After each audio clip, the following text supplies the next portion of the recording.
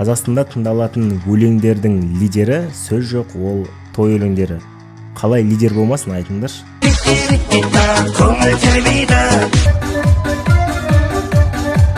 Аптасына кемі бір рет тойға баратын қазақ сол той өлеңдерімен үнемі әрекеттесіп, соларға құдаларымен шашып тұрып, бір билеп жібереді.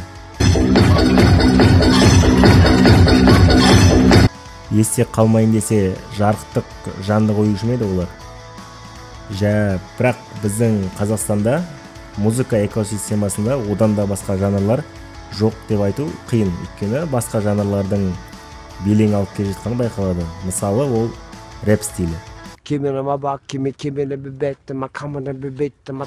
Ирина Қайратқызының жігіттері, Сабзиро үндемейді, Сабзиро қатып алған. Немесе Райым мен Артурдың өлеңдері тойдың өзінде рэп шырқалады. Өздерің ойлаңдаршы, тойда рэп. Оған даже Эминемнің өз қызығады. Қай жерде болмасын, әйтеуір бір жерден рэп тыңдайсың точно.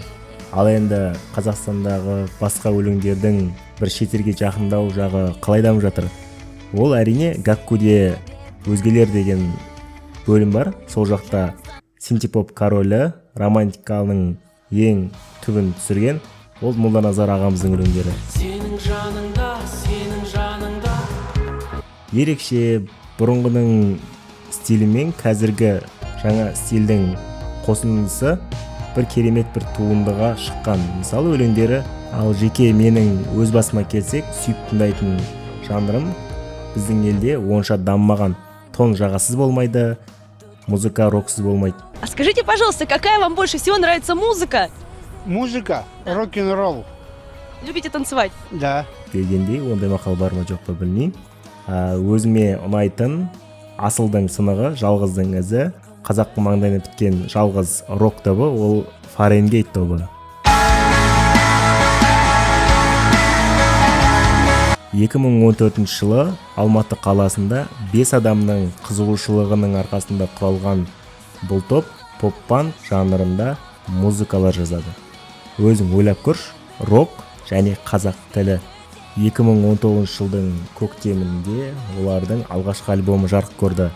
Із альбомы ішінде 13 өлеңнен тұрады, 13 керемет өлеңнен. Астында сілтемеге жазып қалдырам ол өлеңдерге плейлисті. Және бір айта кететіндігі, менің видеоларымның соңғы жағындағы 25 секунд өлеңде бұл осы Фаренгейт тобының Сенсіз деген өлеңінің бастапқы солосынан алынған. Оған да сілтемені қалдырамын. Так, ендігіде топтың құрамына келсек. Вокалистка Жанель. Всем привет, меня зовут Жанель. Гитарист Рауан. Бәріне сәлем, менің есімім Рауан. Гитарист екінші Дастан. Всем привет, меня зовут Дастан. Я родился и вырос в городе Кустанай. Барабанда ойнайтын орыс қызымыз Вика. Привет, меня зовут Вика. Я по гороскопу Весы. Және Ильяс. Всем привет, меня зовут Ильяс, мне 24 года. Для любителей астрологии я являюсь левшой.